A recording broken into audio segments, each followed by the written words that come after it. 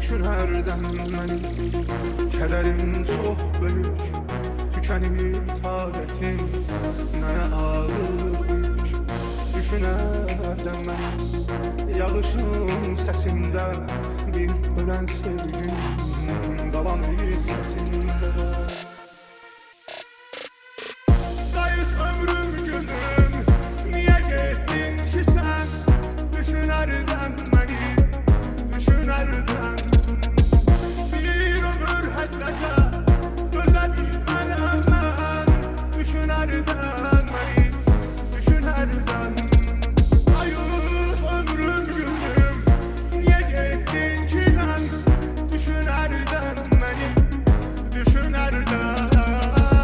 Bir ömür həsrətə dözə bilmərəm mən.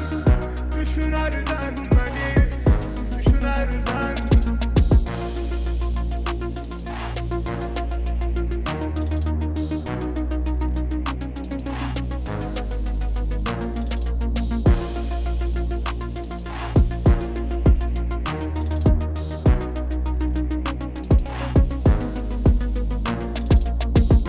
Ürəyimdən çəkilir səni gözlər hərdən.